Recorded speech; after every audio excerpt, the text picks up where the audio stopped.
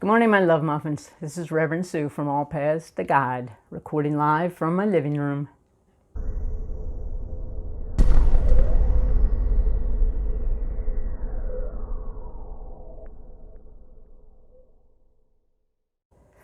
I have just a couple brief announcements.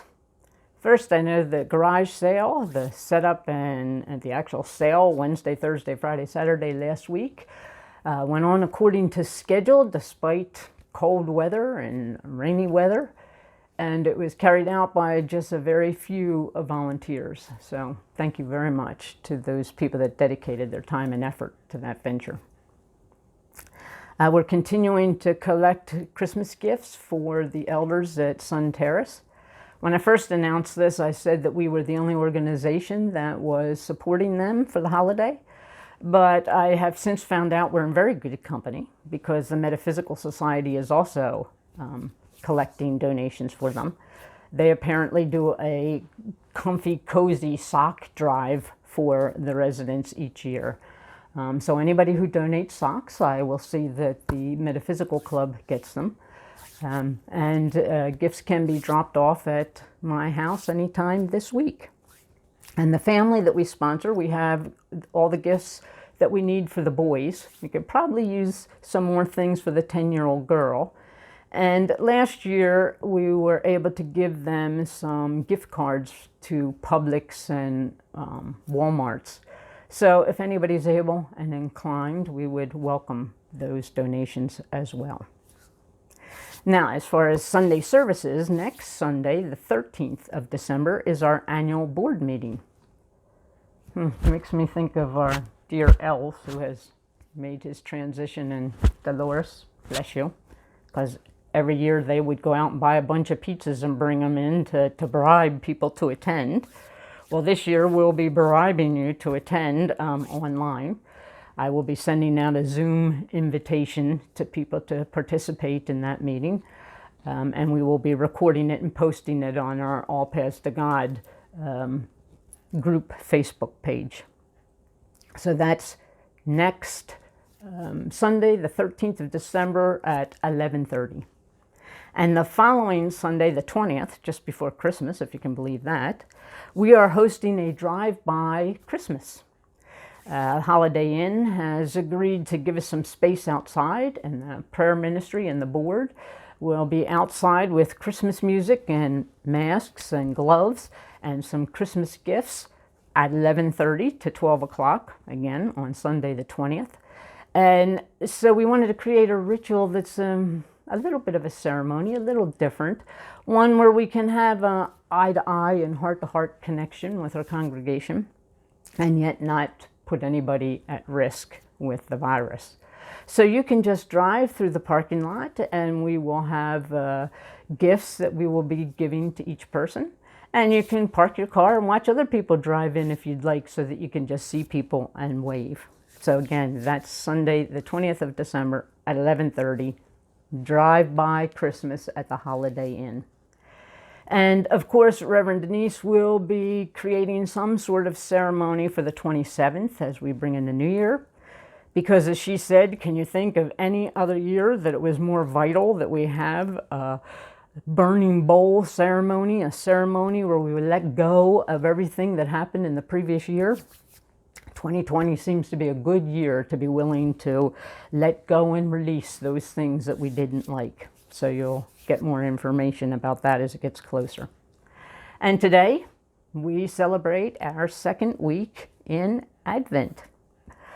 Who can believe, really, that it's Advent already? Well, the first week, we lit the Prophet's Candle, which was the candle of hope. And this second week, we light the Bethlehem candle, the candle of love. If it all came down to just one word, wouldn't that word be love? Love is the nature of God. And God's nature is our nature. It's our purpose. It's our possibility. This was Jesus's greatest message. I mean, what did he preach and teach and exemplify and demonstrate more than any other thing but love?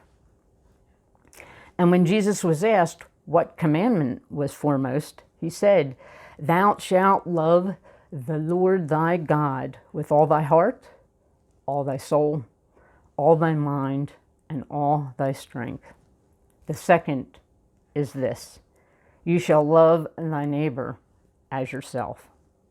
There is no other commandment greater than these. Love. Notice the love thy neighbor didn't come with any contingency clauses, no disclaimers or addendums or exceptions. It didn't say love thy neighbor provided they share our beliefs and our rituals and our customs, our politics, provided they do things our way, provided they never make us mad or disappoint us, provided they never frustrate us or push our buttons. It just said, love thy neighbor. Love is our nature, and love is our spiritual practice. So here's the question. If love is our nature, why does it take practice? Wouldn't it just come naturally? While nature, being inside of us, being inherent, can't be changed no matter what we think or feel or do or fail to do, nature can't be changed. But because of this thing we call free will, we can reprogram our original nature. We can overwrite our original nature. We can learn to believe something other than or less than love. We can learn to believe that we're unlovable, that we're unloved, that we're unloving. How could we have learned this? How could the truth of our divine being, which is part of our nature, which is inherent, which is always with us, become so obscured in our awareness? Well, it's one of my favorite sayings goes, was it Gary Simmons in The Eye of the Storm said, "If your parents weren't Mary and Joseph, you were probably never told you were the perfect child of God. But you probably did hear more than once that you were flawed. You probably heard more than once about your faults." Tracy Clenis, who is a licensed marriage and family therapist, shed some light about this distorted learning process by revisiting our traditional Christmas tale, Rudolph the Red-Nosed Reindeer. I've shared this with you before, and I'd like to share it again. So Tracy's article is, as says, "We all know the story. Rudolph is born with a shiny nose, and right there, the learning of the lessons of being unloved and unlovable begin. His mother says we simply have to overlook it, but his father's unable to see past his son's faults. Rudolph isn't even an hour old, and his father already decided he's going to be a failure. He'll never make the sleigh team," his father says, angry that Rudolph is not going to be what his father wants him to be. In an act of desperation, and because of the embarrassment and the shame of it, and wanting to hide this birth defect, the father takes a big clump of dirt and just places it over top of Rudolph's nose, regardless of the fact that it compromises his breathing. Does anyone have the phone number for Child Protective Services in the North Pole? Maybe that would be warranted.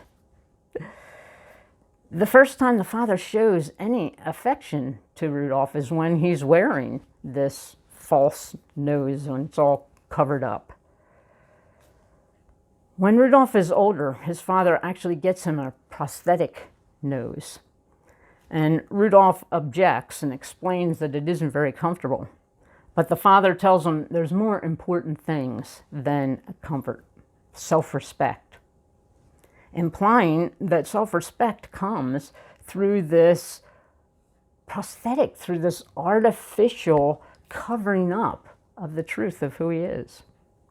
And we're beginning to see how that nature of love begins to get obscured with life lessons.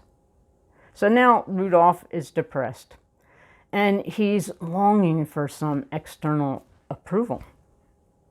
And the moment he gets some positive attention from a girl, he flies higher than any of the other bucks. But his false nose, his false self, falls off. And for his efforts, all the other kids tease him, and he gets cut from the team. But at least this young doe, Clarice, likes Rudolph just the way he is. But Clarice's parents are mortified to learn that she's dating Rudolph, and they forbid it. Can you see how we begin to develop the sense of other ideas that are so enormous that they begin to block off our access to any idea of the truth of our nature being love, of our nature being lovable and loving. So Rudolph grows increasingly depressed, and feeling alienated and rejected by his whole community, he runs away. And he gets involved with other runaways, with other misfits that are feeling unloved and unlovable. And Rudolph's tale of this misfit training is just one storyline in this little Christmas tale. There's Hermie, who wants to be a dentist, but can't be a dentist because he's supposed to be an elf.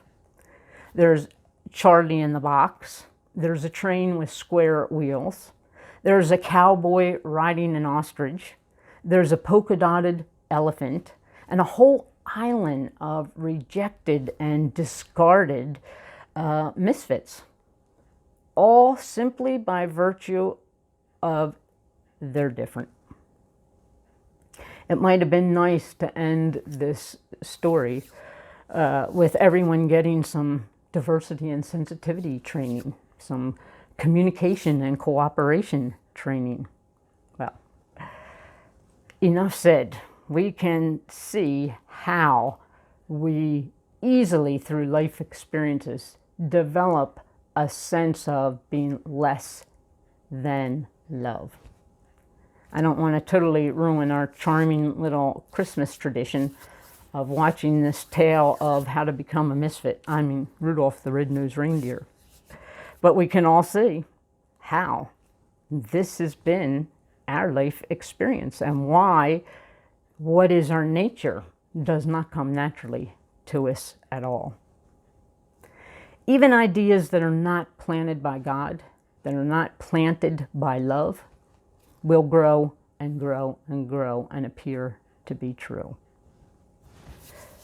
So, Rudolph the Red-Nosed Reindeer, you'll need lots of therapy, as will we. Or you'll need a New Thought church. A church of love muffins who know the truth of who they are and who practice love. So how are we doing? Great. As long as we don't interact with anybody or talk with anybody, we're just love muffins. Well, love is our nature. Because of this thing called free will, we can override that program by planting ungodlike ideas, unlove-like ideas. Ideas that were formed without our awareness of the truth of who we are. Or even worse, ideas that are based on absolute distortions about the truth of who we are, like that we're born sinners, that we're born in original sin, instead of the idea that we're born in original grace. And like Rudolph, as we made our way through life experiences, the world tried to teach us who we are. a case of seriously mistaken identity. That's why Ernest Holmes loved to say, we're not held back in life by who we are, but by who we think we're not. Alan Cohen, one of my favorite contemporary New Thought writers, in his book, A Deep Breath of Life, said, if only we could be like Superman. Superman's parents put him as an infant in a space capsule when their planet was on the eve of destruction. And while Superman was hurtling through space and the stars, he was listening to a series of audio tapes teaching him the truth about himself, about his origin, about his strengths, about his purpose, about his abilities. So when he arrived, he was clear about his identity and his mission on Earth. Well, we also were fully informed before we arrived on Earth, but we immediately forgot. Even though it's programmed into our nature, we have to discover it. Know the truth? I heard you. And the truth shall set us free. If it all came down to one word, that word would be love. But we must be that love. We must practice that love. We must live that love in the context of our people and our situations. Because when our people and our situations are a challenge, when they're conflictual, when they're plucking us and pushing our buttons, they are blocking our awareness and our experience and our expression of our nature, of love. But these very people and these very situations could instead be opportunities to help us and to heal us from these Rudolph misfit lessons that we've gathered in our lives that are so dense that we just react on autopilot.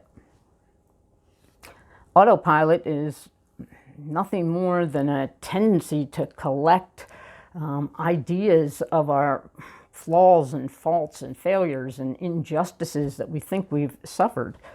And I intentionally say think we suffered, because if we don't think it, we can't suffer it.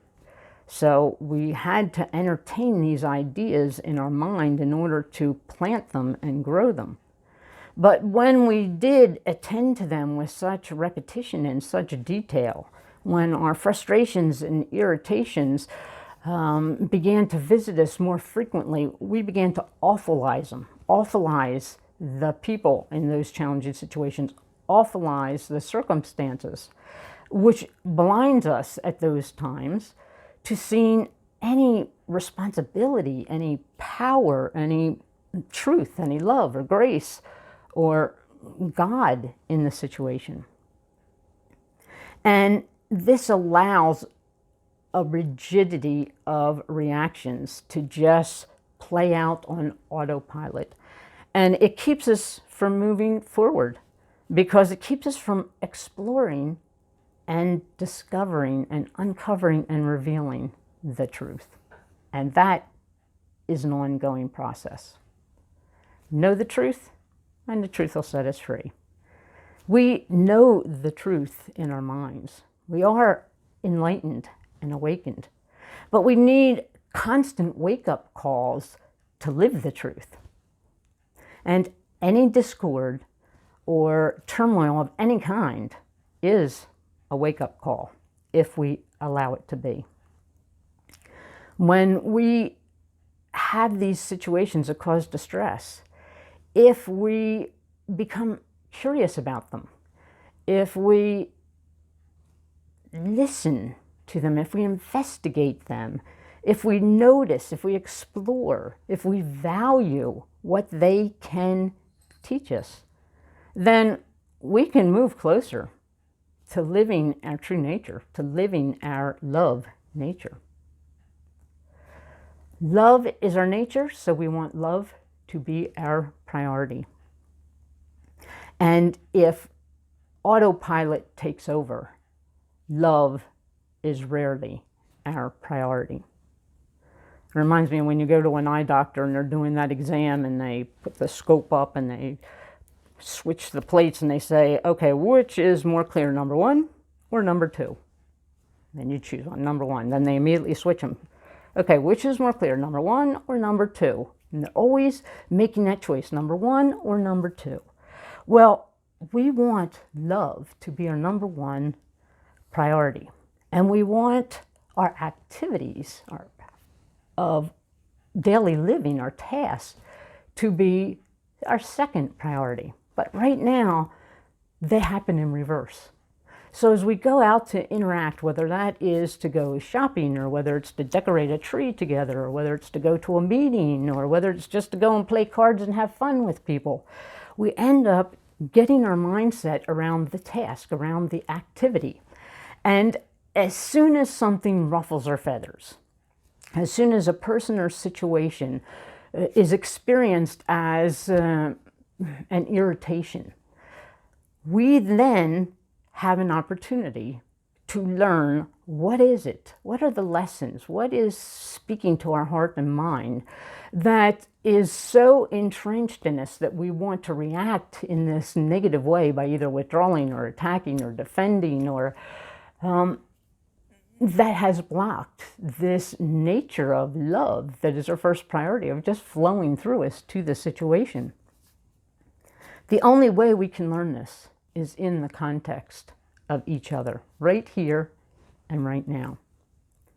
When we practice prioritizing love, when we practice this kind of love, the love that we talk about in this second week of Advent, love that's our spiritual heritage, it's our spiritual identity. Challenging people and situations aren't reasons or excuses or causes for our feeling like we're misfits or feeling like we're unloved or unlovable or being unloving. Instead, they become reasons for our growth. We can't change without them. So, my love muffins, your mission, if you so choose to accept it, is to go forth and love, to prioritize our nature of love. And as you go through the week, is it number 1 or is it number 2? When we're interacting, when we're doing our tasks, when we feel that experience of frustration, what is in first place? The task, the way it always used to be, the way we always used to think, the way we want it done? Or is love that's our nature, our priority? We constantly need a wake-up call. We constantly need to be on the alert and to deliberately choose this love that is our nature, that is our spiritual identity. So your mission is go forth and love, my love muffins. We can't go back and make a new start, but we can start now and make a new ending. We are the people, now is the time, and this is the way. Namaste, my love muffins.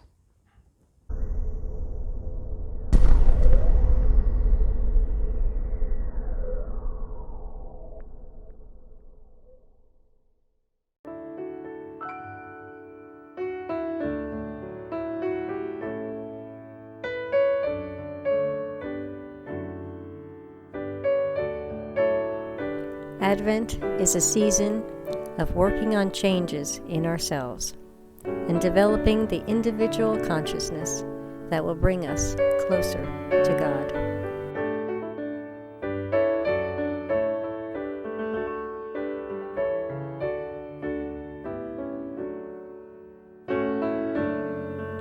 In this second week of Advent, we declare our faith in the loving nature of God.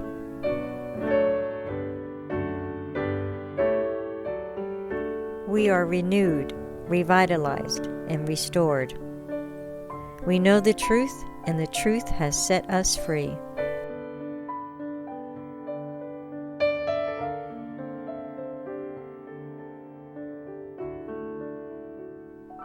On the second Sunday of Advent, we light the candle of love.